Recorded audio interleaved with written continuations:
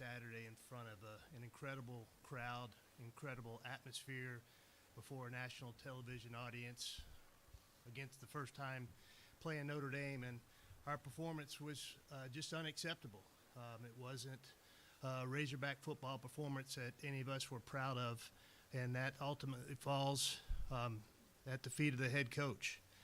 And I'd often, through his tenure here, given Coach Pittman a lot of credit for how competitive we had been in the past 6 years, and he'd gotten a lot of credit for those one-score losses, but at some point in time as a director of athletics, I had to hold him accountable for those one-score losses as well. So the culmination of what happened on Saturday and then a couple more one-score losses, one at Memphis and one at Ole Miss, just felt like it was time to make a change in the leadership of our football program. I met with Chancellor Robinson and President Silveria after the game on Saturday, woke up Sunday morning with a great sense of peace that this was the right decision at the right time, heading into a bye week, made that recommendation to Chancellor Robinson. It was approved by the board.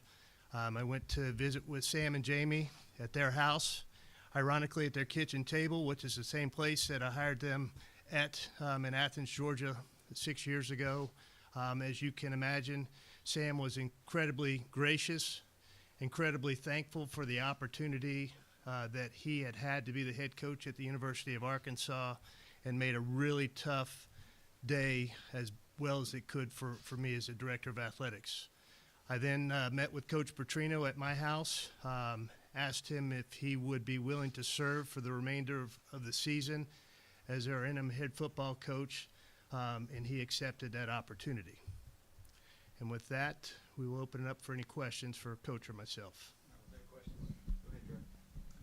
I'm wondering, Hunter, on the decision to fire Sam, did the timing of things that have come with the portal being moved to January, does that make it an easier decision on when to change coaches and stuff versus maybe in the past when Sam hasn't had success and December portal opens? I mean, the portal is a key factor in this, but I think more than anything, it was just heading into a bye week to have a transition with the head coach, having a bye week before we head to Tennessee. This was kind of a natural point to make that. We've got another bye week coming up later in the season, but I just felt like how we performed on Saturday gave me a little indication that maybe Sam had lost the team a little bit because they generally had played really hard for him throughout his tenure. Coach Petrino, I'm sure you didn't come to paint. You look like you've made a lot of decisions early on with changing up the staff. Can you talk about what went into those decisions and then also the opportunity in front of you, because I'm sure you would consider this as an audition?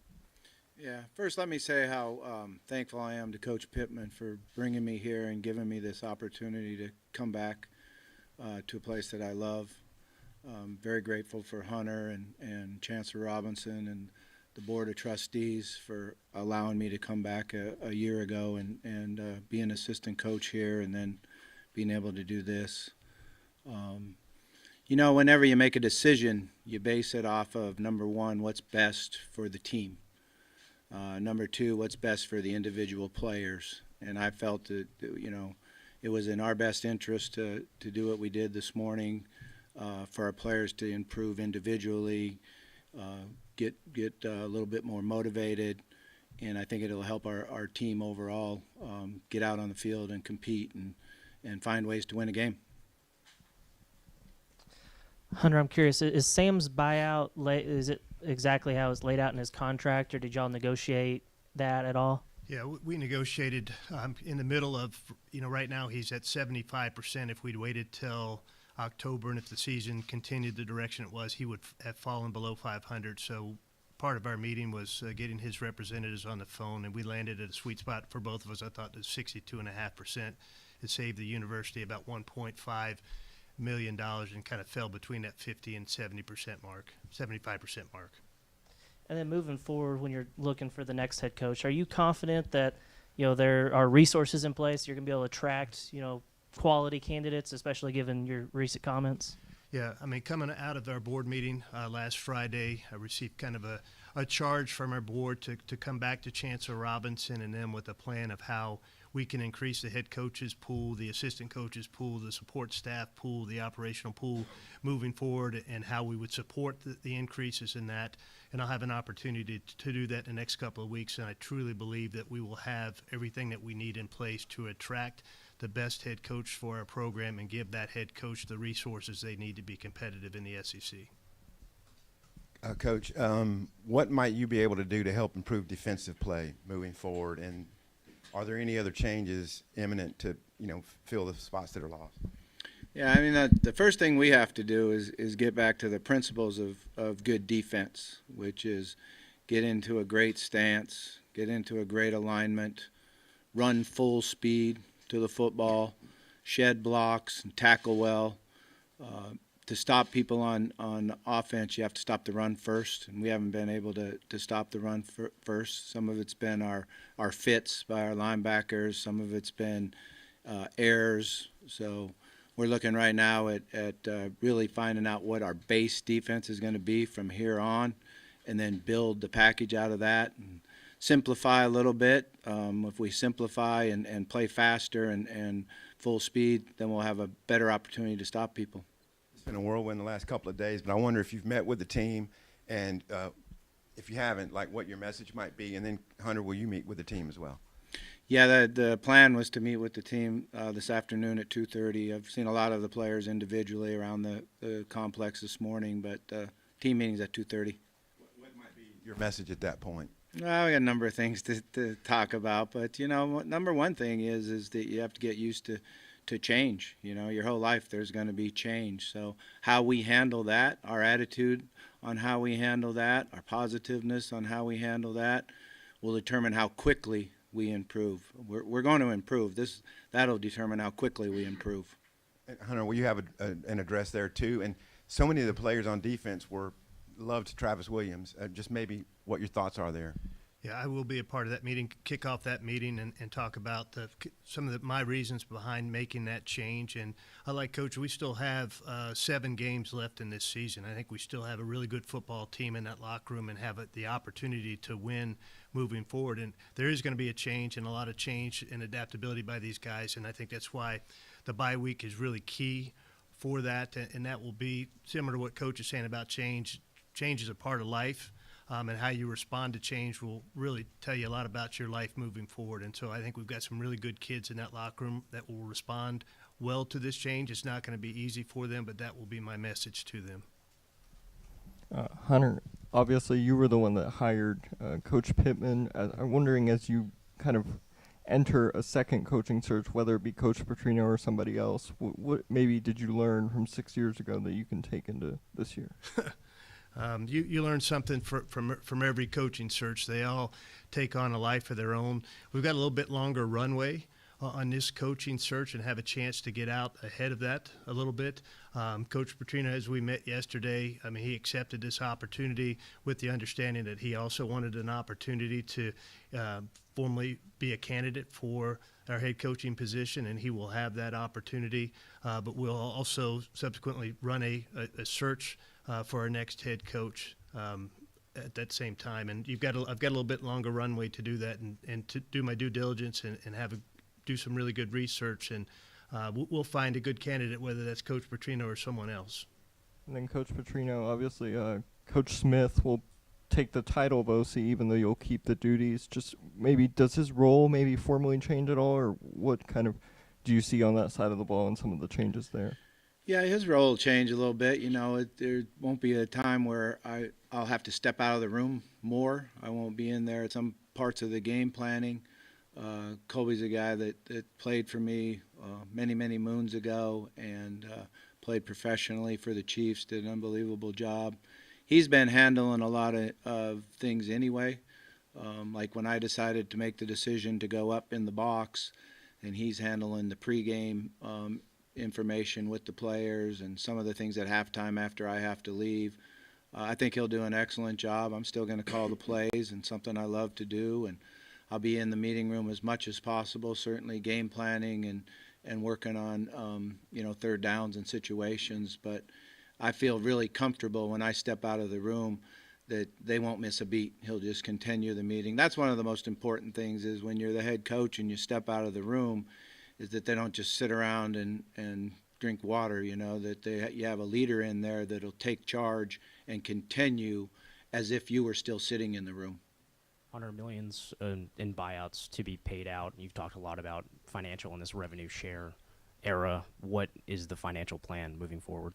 For the buyouts, we'll pay those out over the next 3 years, most likely from reserves in the Razorback Foundation, but we have the resources to pay those buyouts. We don't have any lump sum payments other than Coach Pittman's retention bonus. Everything else will be paid out over the next 3 years for him, and the assistant coaches all have roughly a year and a half. But the assistant coaches all have a duty to mitigate within their contracts as well that will help bring the value of those buyouts down. And Bobby, some defensive players took to social media with a thumbs down after this morning's dismissals. What's going to be your message to them? Yeah, I mean, pretty much what I said. We all got to learn that there's change and there's things that happened. I think in football, you have to always talk about courage and being courageous, and I think that's part of what we have to do now as a team is understand that we all have to take the arrow in the forehead. You know, we didn't win Saturday. We didn't perform like we needed to offensively. We didn't do it defensively. We didn't come up with any big plays on special teams. So it's all of us, and we just got to get together and become one. You know, that's, I think, one of the issues we've had is the separation in offense and defense. We need to be able to come together as one unit. Hunter, how important is it to you and other decision makers, if at all, that a candidate has ties to either the program or the state? I think that's icing on the cake if you can make that happen. I don't think you can go in that with being one of your guiding principles in your search. I think that's something that if someone has ties to the state, that is awesome and a bonus, but I don't think you can go into the search with that being one of your guiding principles. And then, Bobby, are you considering any other staff moves, whether it be dismissals or just promotions internally? We think that there's a possibility that we might need to add somebody to the staff for one of the positions. We're looking into that and certainly going to move as quick as we possibly can, but want to make sure it's the right person. Bobby, for you, nationally, this job may not be viewed as something that's premier, but you lived it at its highest level. How special is this place whenever it's right? It's a special place. I mean, that's why I'm so fortunate that I was able to come back here, you know, and I think that we've got to get it back to that special place where everybody in the state is behind the Hogs and everybody is proud of the Hogs, and that's our job. We got to go out on the field and give the energy and the competitive spirit and show the heart that we have in playing the game of football so everybody can be proud of us, and that's what we've got to try to do here the next 9 weeks is make sure that we can unify the state. Hunter, is a bit of a follow-up to what Matt was asking there. This is naturally a very, very expensive process. As best as you can explain, will money in any way be a factor? Absolutely, money will be a factor at some point in time because there's limited resources. But I think we saw with the hiring of Coach Calipari and what we were able to do there with him and his staff and what that's meant to our basketball program. I think we can build a similar model within reason for a football program. I think there'll be people across this state that will step up for us. I think there's an opportunity for the university to potentially help us, and we're continuing to look at new ways to generate revenue within our athletic program. Our football program is far too important to the overall health of our athletic program for us to take it for granted. Hunter, last Friday at the Board of Trustees meeting, you tried to clarify what you had talked about at the Touchdown Club, but do you worry at all that the negative publicity that was generated by that might hurt you at all in your search? I think when we're able to put in front of prospective coaches what the financial package for our program will be moving forward, I think that will alleviate any of their concerns about that. And I mean, as you well know, AD jobs oftentimes are tied to the success of a football program. Do you think you're going to be able to lead this search? I have not received any other indication to the contrary.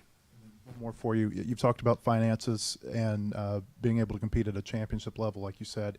Do you feel like Sam had the financial commitment to be able to win at the level you wanted him to? You know, you were at the board meeting, and I gave you some statistics where our head coach compensation, our assistant coach salary pool, our support staff salary pool, and our overall operating budget ranked towards the bottom of the Southeastern Conference. I think with that information, Coach Pittman did not have the resources he needed to appropriately compete in this conference right now.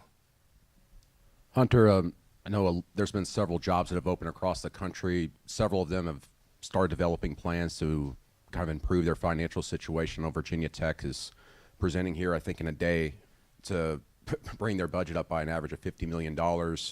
How aggressive will you be in trying to improve the financial stability of the department, but also the NIL situation, so when you do go out there and you're presenting your future to a coach, that they feel confident that they're going to be able to be competitive against the other SEC players?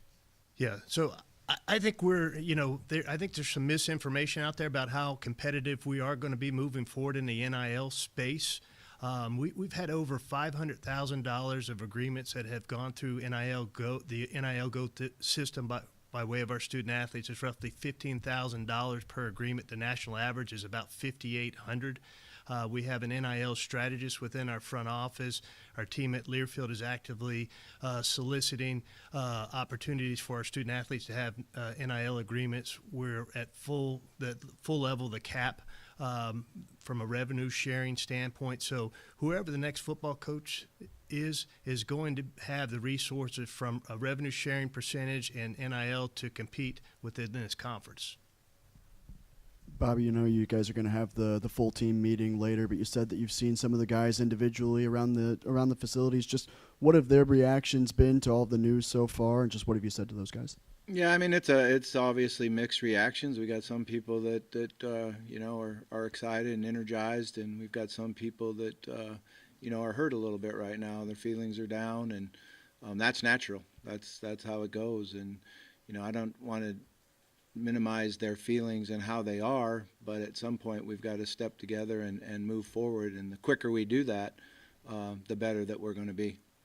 And then Hunter, what are maybe some of the qualities you're looking for in the next head coach? Be that Coach Petrino or an outside hire, or just what are some of the characteristics you're looking for in the next coach? I think you have to have someone first and foremost that's a proven winner and proven that they can build a program. Someone that can come in and establish what your culture is going to be as a football program on both sides of the ball, in special teams. You want somebody that can that has some energy and can re-energize this program and re-energize our fan base, ties to what it means to compete within the Southeastern Conference, I think is really key. But I think, probably the keyest thing is they've got to be able to embrace and adapt to what is a changing environment in college athletics, and to be able to have some advanced scouting that's really in depth, and you can go head first into the transfer portal, and that's the way you're going to build a program quickly. And the days of bringing in 25 or 30 freshmen and thinking that you can turn a program with freshmen, they're going to go by the wayside, especially in football. And you've got to be able to really use that transfer portal, and that takes some in-depth advanced scouting across Division II, FCS, G6, and even Power 4, so that when that transfer portal opens up, you're ready to hit the ground running, and we're going to provide that staff with the resources they need to do so. Coach Petrino, you spoke about change and talking with your players about change coming up this afternoon, and whether that is something they buy into or not is something that they have to decide. What is the best case scenario for this team going through this change right now in your eyes? Well, the best case scenario is we come out tomorrow and we work hard, and we practice hard, and we get well prepared in how we're going to change the defensive structure and how we're going to go about running to the football and tackling well. We got to go back to some individual drills, tackle circuits, pursuit circuits, and turnover circuits, and do the little things that make the difference in the game. So I'm excited about the way our staff has been handling it and the plan that we have going forward defensively. Offensively, we've got to get back where we get the ball across the 50-yard line and we go score touchdowns like we were early in the season. And that hurt us the last three halves, that we weren't able to convert touchdowns when we crossed the 50-yard line. So we're going to continue to work hard on that. And then we got to come up with a way where we can make difference-making plays in special teams.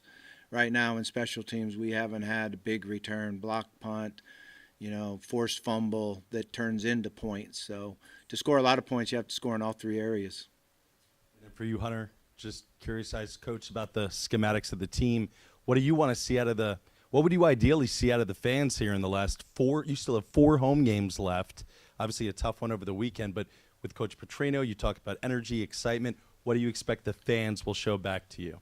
Well, I mean, we have one of the most passionate fan bases in all of college athletics, as demonstrated by what we saw Saturday at 11 a.m. as they showed up. And you see that across all of our sports. And so I hope our fans will come out and give these kids 100% support. And I hope in return, the kids that you see on the field will give 100% maximum effort and show that energy. And I think this is a state that, boy, if they see that team playing really hard and carrying some of the characteristics that Coach is talking about, they'll get behind him, win, lose, or draw. But they want to see that effort. I know our fans want to see that effort on the field. And I think that was something that was really glaring Saturday, that there was not a great deal of effort.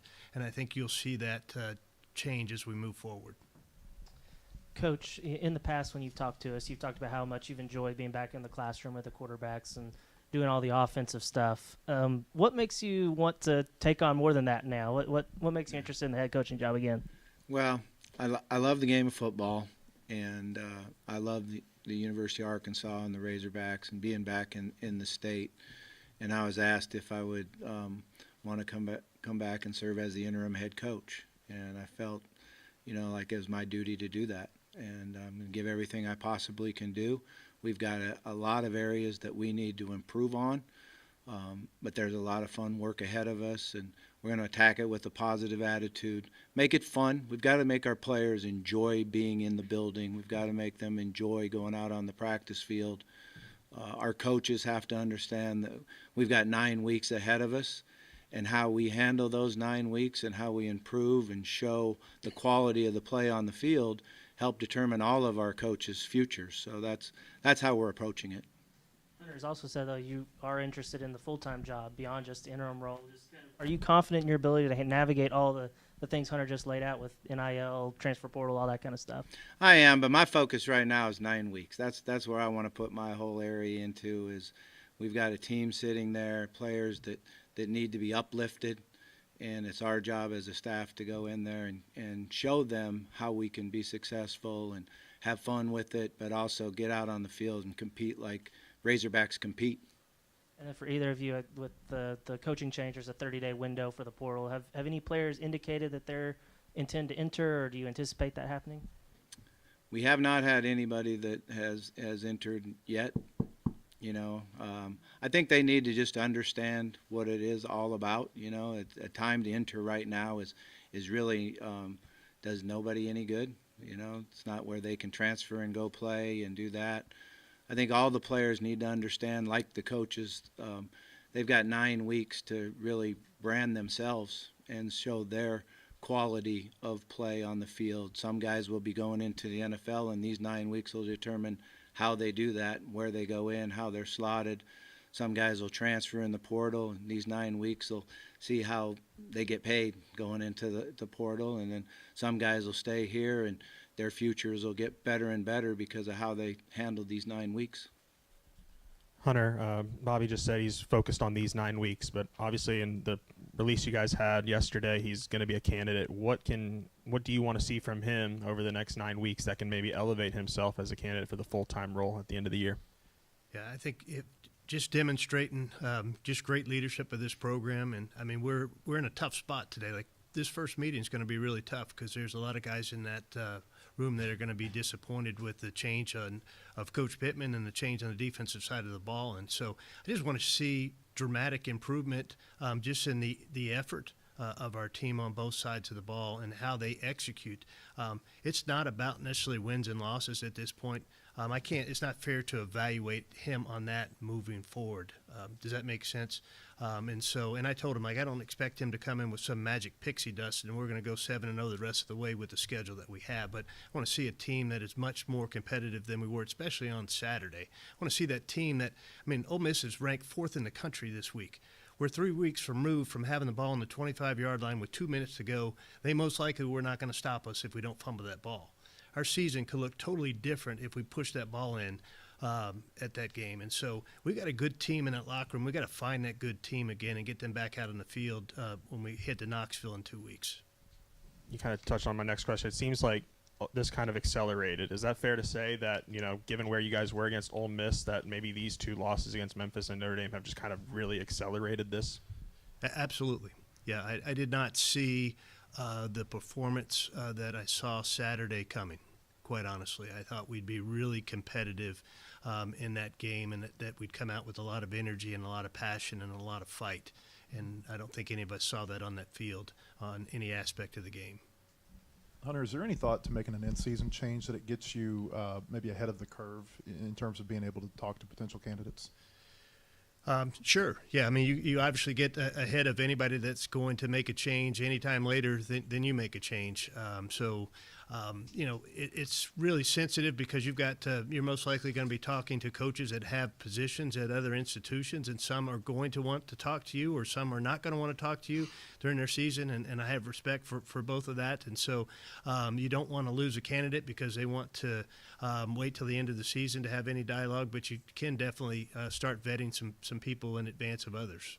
And Sam had a provision in his contract that said that he wouldn't have to mitigate after he turned 65 next year. Is that, as part of this restructure, does he have to go and try to find another job? He does not. As part of our settlement and him coming down to the 62.5%, we removed that duty to mitigate, so he does not have that clause in his contract any longer. Bobby, considering the fact that kids are going to be jumping in the portal or can jump in the portal, you've got coaches that are going to be looking for new jobs, or at least they're going to be putting out feelers. How hard will it be to get the staff and the players to just focus over these next few weeks and concentrate on games versus their future? Well, that's the challenge, and like I said, that's what when I met with the coaches this morning, that's what I told them is how we handle the next 9 weeks is going to get you a job if you have to go find a job. And if you're sitting here and working hard on football and getting your players better and getting our schemes better, then your ability to get a job when this is over with, when the 9 weeks is over with, are greatly enhanced. If you're sitting here on your phone thinking about that job from 9 weeks from now, it totally hurts them. So I think we had a good discussion about it, and the feelings are good. But we got to go do it. We got to go focus and do it. And I like the leadership that we have on offense and defense and special teams. So I think we're all on the same page right now.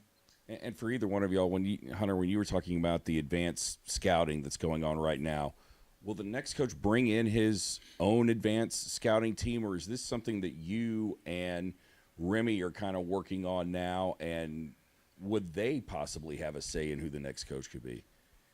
I think it's really determined on the next coach, but I think it's really imperative moving forward that we have an advanced scouting department that's separate from your recruiting department, that's evaluating film across this country at all levels, and whether that falls within our front office or that falls within the football office, and there's some collaboration between the two.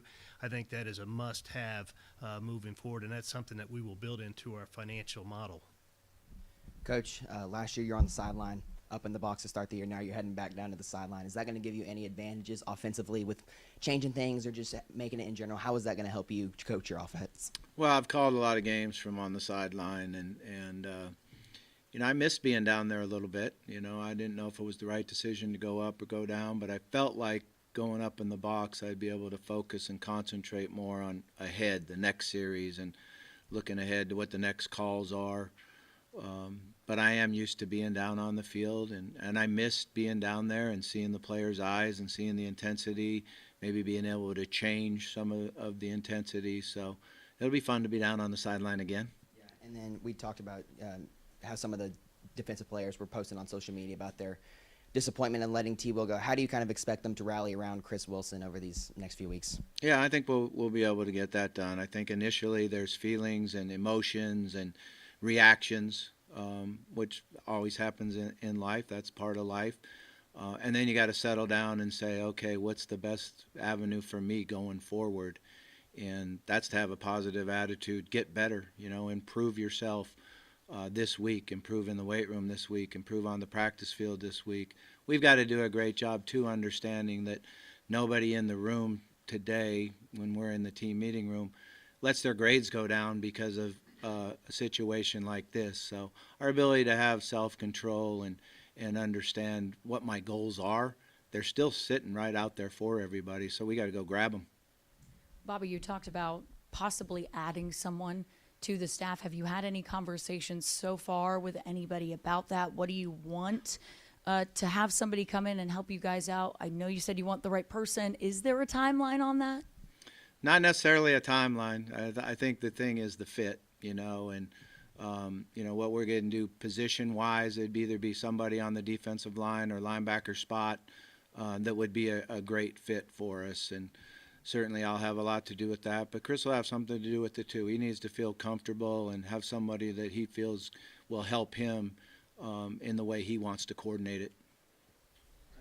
And Chris is specific. What's your relationship with Chris? I know he's had coordinator experience in the league, and just what's your experience with him, and what will his responsibilities be? Yeah, my experience goes way back to having to battle against him when he had all the great defensive linemen at Mississippi State, the Fletcher Cox, and all those guys that we had to try to not sack our quarterback. So that's when I first started to know who he was and know about him. Very, very impressed with what he's done throughout his career. Guy's got a Super Bowl ring. He brings a lot of credibility into the room.